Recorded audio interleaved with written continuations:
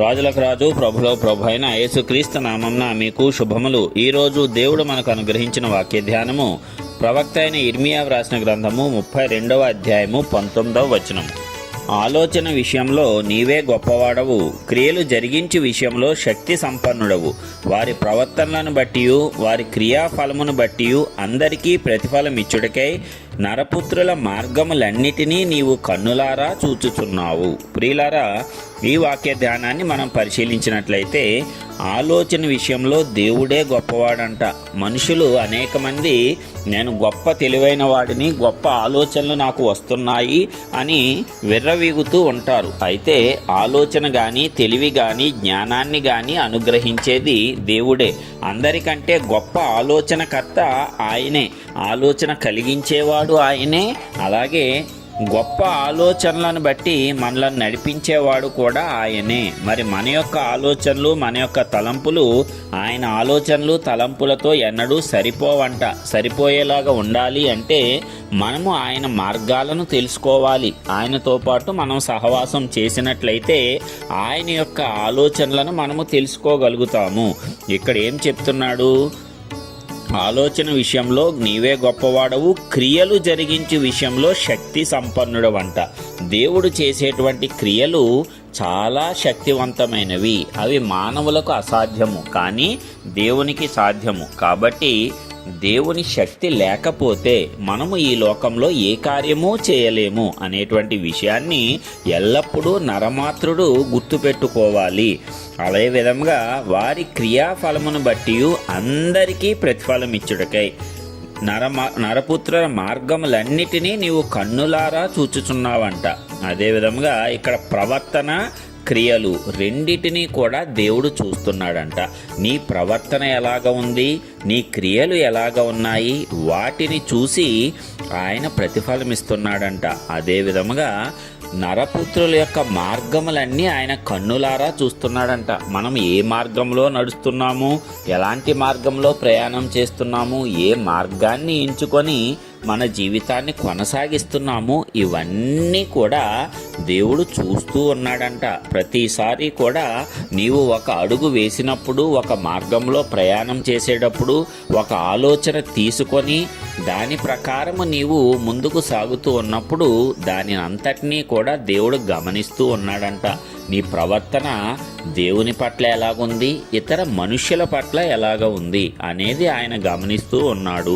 నీవు ఎలాంటి క్రియలు చేస్తున్నావు అంటే ఎలాంటి పనులు ప్రతిరోజు చేస్తున్నావు, మంచి పనులు చేస్తున్నావా, చెడ్డ పనులు చేస్తున్నావా, వీటన్నిటినీ కూడా దేవుడు గమనిస్తూనే ఉన్నాడంట. వాటిని బట్టే ఆయన అందరికీ ప్రతిఫలము ఇస్తున్నాడంట.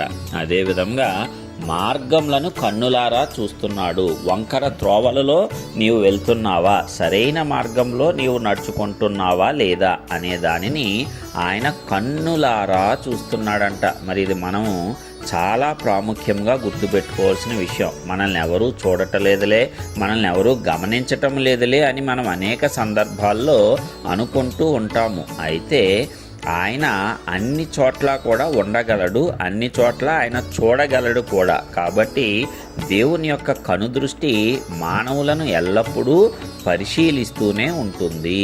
అదేవిధంగా వారి యొక్క ప్రవర్తన అంతటినీ కూడా ఆయన గమనిస్తూనే ఉన్నాడు. ఎవరి క్రియలను బట్టి వారికి ప్రతిఫలం ఇవ్వటానికి ఆయన సిద్ధంగా ఉన్నాడు. ఆ మార్గములు ఏ రీతిగా ఉన్నాయో ఆయన చూస్తూ దానిని బట్టి వారి యొక్క నడతలను స్థిరపరచటానికి ఆయన ఎల్లప్పుడూ దృష్టించుచూ ఉన్నాడు. కాబట్టి మనం ఎక్కడికి తప్పించుకోలేము. ఏ పని చేసినా, ఏ ఆలోచన చేసినా, ఏ మార్గంలో నడిచినా సరే అన్నీ దేవునికి తెలుస్తూ ఉన్నాయి. ఆయనకి ఆలోచన చెప్పగలిగిన వాడెవరూ లేరు. ఆయన గొప్ప ఆలోచనకర్త.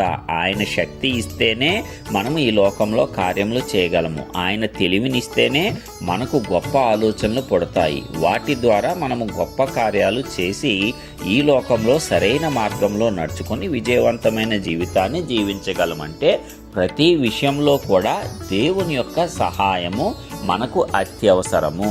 దేవుని సహాయం లేకుండా మనకు మనమే తెలివైన వారమని, మనకు మనమే అన్ని కార్యములు చేసేయగలమని, శక్తి సంపన్నులమని మానవుడు గనక విర్రవీగినట్లయితే అధపాతాళానికి వెళ్ళిపోతాడు, నాశనమైపోతాడు. కాబట్టి ప్రియులారా, ఈ వాక్య ధ్యానం ద్వారా మనము కూడా ధైర్యం తెచ్చుకుందాము, అదే విధముగా మెలకువగా ఉందాము. ఎందుకంటే దేవుని గూర్చి భయపడటము అంటే వంకర మార్గాల్లో వెళ్ళినప్పుడు దేవుడు ఏదైనా హాని చేసేస్తాడేమని భయపడతారు. కానీ నీవు దేవుని మార్గంలో వెళ్ళేటప్పుడు నీకు భయం ఉండదు, కానీ దేవుడు కాపాడతాడు అనేటువంటి ధైర్యం అనేది నీకు వస్తుంది. కష్టాలు శ్రమలు తాత్కాలికంగా వచ్చినా నీవు నడుచుకునే నీతివంతమైన మార్గంను బట్టి నీకు ధైర్యం వస్తుంది.